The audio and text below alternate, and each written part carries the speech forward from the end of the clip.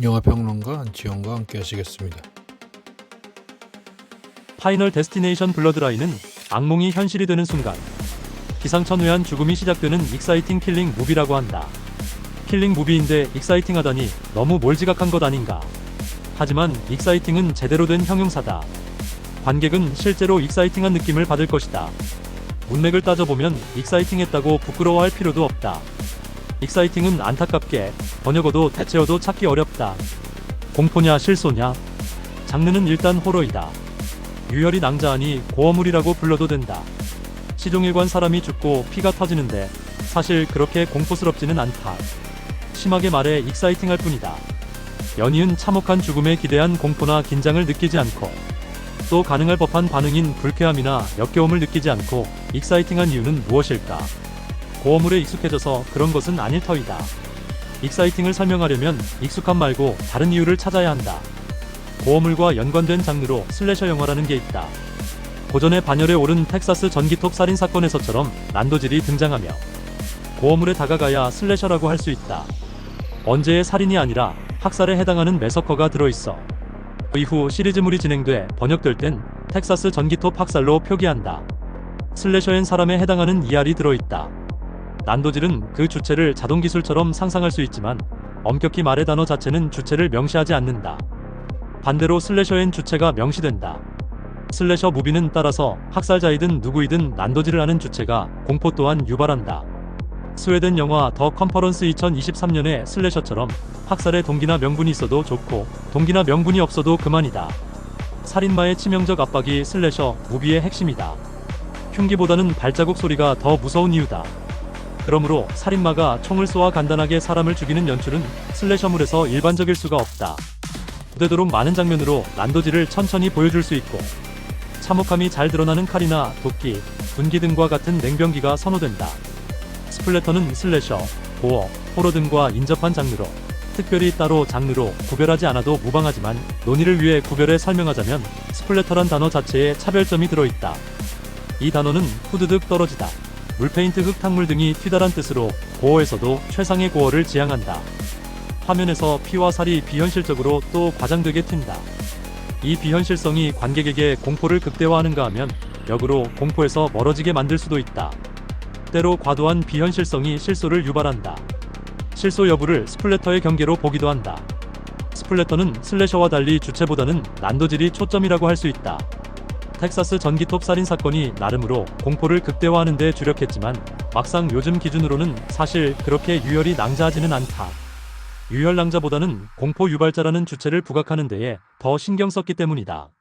반면 스플래터에서는 현상에 집중하게 만들기에 과도한 유혈은 비현실성으로 인해 피식 웃음이 나올 수 있다. 파이널 데스티네이션 블러드라인이 호러물을 지향함에도 공포보다는 익사이팅이 강한 이유는 주체의 부재와 현상의 비현실성에서 발견된다. 죽음이라는 주체는 보편적 주체여서 전기톱을 든 살인마처럼 구체적이지 않다. 어떤 보편성은 없다는 말과 등가가 되기도 한다. 예컨대 이신론이 무신론으로 수렴하듯 결국 주체의 부재로 귀결한다. 죽음이란 존재는 보기에 따라 신과 동등한 위치이기에 살인의 설계에 아무런 제약이 없다. 화기, 냉병기는 물론이고 벼락 열차 재난 등 모든 것이 가능하다. 주체의 부재를 전제한 이러한 극단의 비현실성이 스플래터로 전개되면서 익사이팅과 웃음을 끌어내는 요인이 된다. 따라서 이 영화의 성패는 공포가 아니라 흥미로운 스토리와 상상력이 왕창 들어간 죽음의 방식이 된다. 그러므로 죽음을 즐겁게 즐겨도 된다. 익사이팅 난장판? 파이널 데스티네이션 블러드라인은 파이널 데스티네이션의 6번째 작품이다. 첫 작품은 2000년 개봉한 데스티네이션으로 파리로 수학여행을 떠나던 고등학생이 죽음의 운명을 예견하고 비행기 추락사고에서 가까스로 벗어나는 오프닝 시퀀스에 이어 일상 속 예측 불가한 죽음의 함정을 정교하게 배치해 흥행에 성공했다. 이어 2011년 파이널 데스티네이션 5까지 모두 5편이 제작되었다. 파이널 데스티네이션 블러드라인은 14년 만에 이 시리즈 6번째 작품으로 개봉했다. 한 가족에게 피를 타고 이어진 죽음의 그림자를 그렸다. 잭 리포브스키와 함께 공동 연출을 맡은 애덤 스타인은 각본가이자 제작자인 존 와치가 죽음이 가계도를 위에서 아래로 내려가며 희생자를 추적하는 가족과 혈통이 소재인 이야기를 구상했다. 이전까지는 주로 친구들이나 일면식이 없던 사람들이 죽음을 피하려는 이야기였지만 이번엔 함께 살아남으려는 가족의 이야기로 구성했다고 말했다. 반복되는 악몽을 꾸며 죽음의 위협을 인지한 주인공 스테파니 역의 케이틀린 산타 후아나는 영화의 시작이 앞으로 일어날 일의 예지가 아니라 50년 전 있었던 사건이라는 점이 전작들과는 완전히 다르다고 전했다. 꿈을 통해 죽음의 시원으로 거슬러 올라갔다가 다가올 죽음의 흐름을 헤쳐나가는 방식이다. 가계도가 필요한 이유는 그것이 예정한 죽음을 모면함으로써 생성된 부재의 확장 순서이기 때문이다. 죽음은 자신을 능욕한 인간과 그 후손을 차례로 걷어간다. 영화에서 순서의 예외가 한 번 등장하는데 그 사람이 혼외정사로 태어나 혈연으로는 가계도에 포함되지 않았기 때문이다. 물론 그 또한 가족을 지키기 위해 죽음에 맞서다 화를 당하지만 뜬금없는 불륜의 돌출은 일종의 유머 코드인 셈이다. 마지막 반전은 죽음의 정의에서 비롯한다. 죽음은 죽음을 통해서만 모면할 수 있는데 죽음을 모면할 수 있는 죽음이 무엇인지를 관객에게 헷갈리게 해놓고 뒤집는 방법이다. 영화가 빠르게 전개되기에 관객은 이 속임수를 알아채지 못한다. 영리한 관객을 속여서 반전을 만들어내기는 점점 더 어려워진다. 이 영화가 그리는 공포가 덜 무서운 또 다른 까닭은 영화가 다룬 모든 죽음이 원래 예정한 죽음을 죽음이 복원하는 과정이어서 그런 것이 아닐까 하는 생각이 든다. 말하자면 운명에 의한 부당이익 환수엔 아리스토텔레스가 시약에서 말한 것과 같은 감정이 개입할 여지가 적은 것 아닐까. 죽음의 익사이팅한 복수극으로 보는 관점도 가능하겠다. 현실 같은 환상. 리포브스키 감독은 관객이 화면 속에서 보는 장면이 현실처럼 느껴져야 진정한 공포가 시작된다고 말했다.